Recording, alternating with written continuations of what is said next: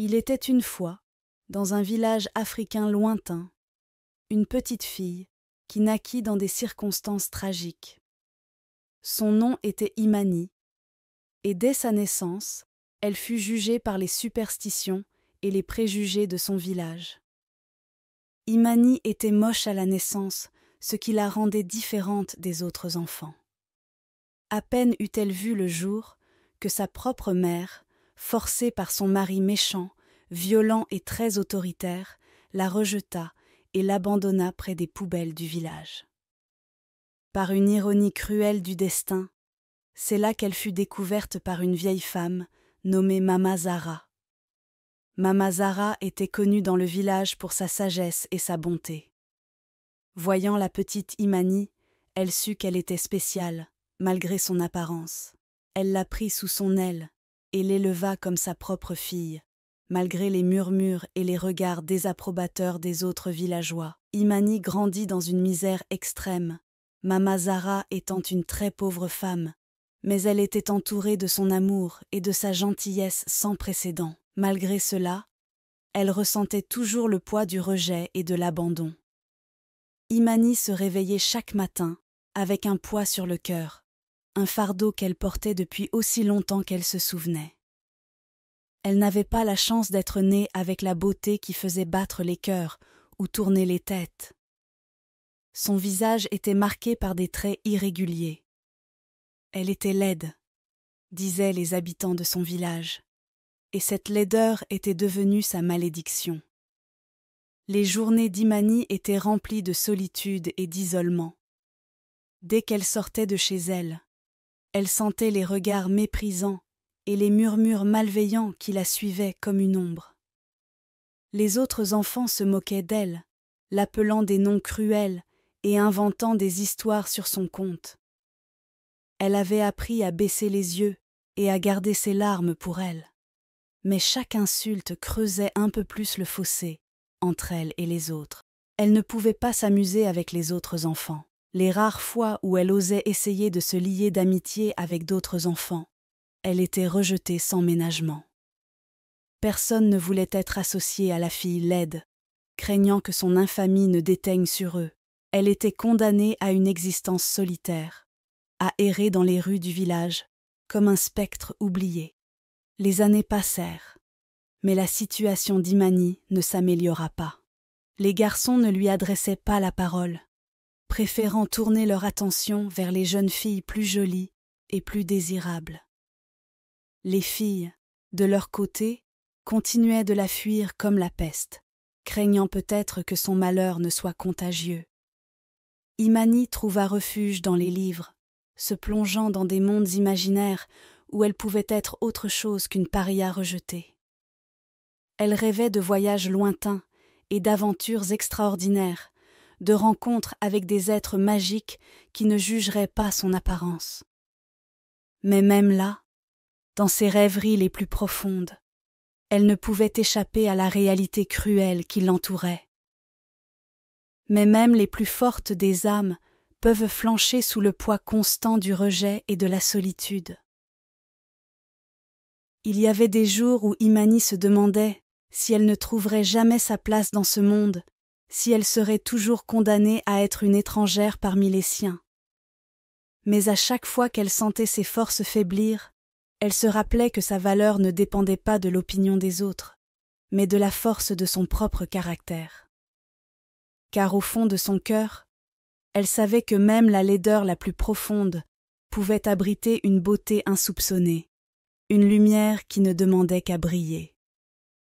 Et peut-être, un jour, le monde verrait enfin ce qu'elle avait toujours su, que la véritable beauté réside dans l'âme et non dans les traits du visage. Mais à la surprise de tous, plus les années passaient, plus Imani devenait belle. Un jour, une terrible nouvelle secoua le village. Un homme avait été condamné à mort pour avoir désobéi et moqué un des gardes du roi du village. Depuis plusieurs années, les gardes du roi étaient très craints et respectés, et c'est la première fois qu'un villageois a eu l'audace de les désobéir et pire encore de les insulter. Tout le monde était fixé sur le sort de cet homme, et tous les villageois savaient que sa mort n'était plus qu'une question de temps. Dans les jours qui suivirent l'annonce de cette condamnation, une atmosphère de tension imprégnait le village.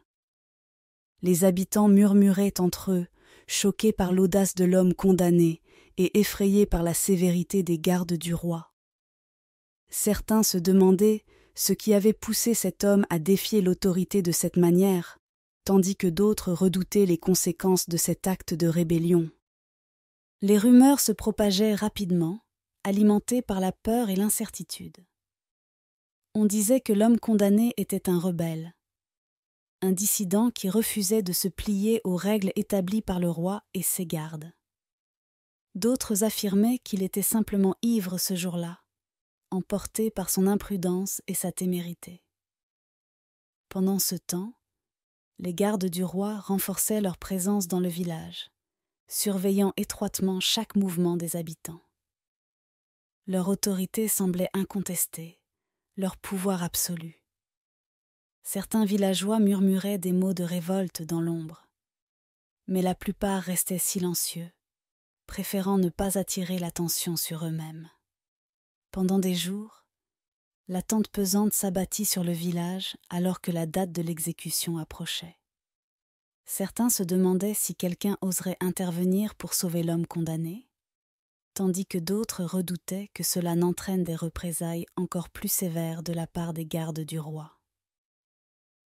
Dans l'obscurité de la nuit précédant l'exécution, une tension électrique enveloppait le village alors que chacun se demandait ce que l'avenir réservait. Imani, qui avait grandi en connaissant l'injustice, sentit qu'elle devait agir.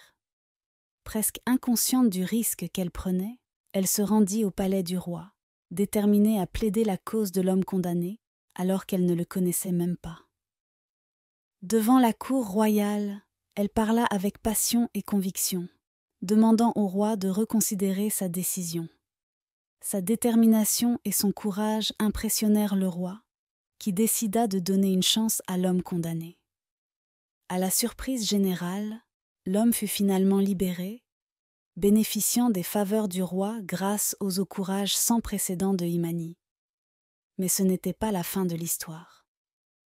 Alors que l'homme s'avançait pour remercier Imani, leurs regards se croisèrent, et ils réalisèrent tous les deux la vérité. L'homme n'était autre que le père de Imani, celui qu'il avait abandonné à sa naissance. Plus de 20 ans après avoir abandonné sa fille, il la revit, et de quelle manière? Le choc et la douleur se mêlèrent dans le cœur de Imani. Pendant des années, elle avait rêvé de retrouver son père, mais jamais elle n'aurait imaginé qu'il serait condamné à mort. Le père de Imani tomba à genoux et fondit en larmes. Tout le village les regardait. Qu'allait faire Imani? Le pardon n'était pas facile, mais Imani savait que c'était la seule voie vers la guérison. Devant tout le village, elle s'avança vers son père, le regardant dans les yeux et l'embrassa. Les larmes coulaient sur leurs joues, laissant derrière eux des années de douleur et de ressentiment. Mais ce n'était pas la seule surprise que la destinée réservait à Imani. Le prince du village, nommé Adam, qui avait toujours été captivé par la singularité d'Imani, et qui, contrairement à la plupart des habitants du village, ne voyait pas en elle une laideur, mais plutôt une beauté mystérieuse et envoûtante, profita de l'occasion pour attirer l'attention d'Imani. Il commença par des gestes simples, des salutations chaleureuses et des sourires sincères chaque fois qu'il croisait Imani dans le village. Petit à petit, il gagna sa confiance, lui montrant qu'il était différent des autres, qu'il voyait en elle ce que personne d'autre ne semblait voir. Imani, méfiante au début, finit par se laisser attendrir par la gentillesse et l'attention d'Adam. Elle avait du mal à croire que quelqu'un puisse réellement s'intéresser à elle, mais chaque geste du prince lui prouvait le contraire. Elle se surprit à sourire en sa présence, à anticiper leur rencontre avec impatience. Bientôt, Adam osa franchir une étape de plus. Il invita Imani à se promener avec lui dans les jardins du château, un endroit magnifique où les fleurs exotiques embaumaient l'air et où les oiseaux chantaient leurs douces mélodies. Ils parlèrent pendant des heures, échangeant des histoires sur leur enfance, leurs rêves et leurs aspirations. Adam était captivé par l'intelligence et la sensibilité d'Imani, tandis qu'elle se sentait enfin écoutée et comprise. Au fil du temps, leur amitié se transforma en quelque chose de plus profond. Adam se rendit compte qu'il était tombé amoureux d'Imani, de sa force intérieure, de sa douceur et de sa beauté véritable qui brillait à travers les apparences. Il décida alors de lui déclarer son amour, de lui avouer les sentiments qui brûlaient dans son cœur depuis si longtemps. Un soir, sous un ciel étoilé, Adam invita Imani à une soirée privée dans les jardins du château. Il avait préparé un dîner romantique aux chandelles, avec des mets délicieux et des vins exquis. Ils partagèrent des rires et des regards complices, se rapprochant de plus en plus au fur et à mesure que la nuit avançait. Et puis vint le moment tant attendu. Alors que la lune éclairait doucement leur chemin, Adam prit doucement la main d'Imani dans la sienne et plongea son regard dans le sien. Il lui exprima alors les sentiments qui bouillonnaient dans son cœur depuis si longtemps, lui avouant qu'elle était la plus belle personne qu'il ait jamais rencontrée, que son âme brillait d'une lumière qui avait enflammé la sienne. Imani resta sans voix, submergée par l'émotion de l'instant. Elle avait du mal à croire que quelqu'un puisse l'aimer de cette manière, avec tant de sincérité et de passion. Mais en regardant Adam, elle vit la vérité dans ses yeux, la tendresse et l'amour qui brûlaient comme des étoiles dans la nuit. Sans un mot, elle se jeta dans ses bras, laissant éclater les sentiments qui avaient longtemps été retenus. Leurs lèvres se rencontrèrent dans un doux baiser, scellant leur amour naissant sous le regard bienveillant de la lune et des étoiles. Et dans cet instant magique, Imani comprit que peu importe ce que le monde pensait d'elle, elle avait trouvé en Adam un véritable amour, celui qui transcende les apparences et les préjugés.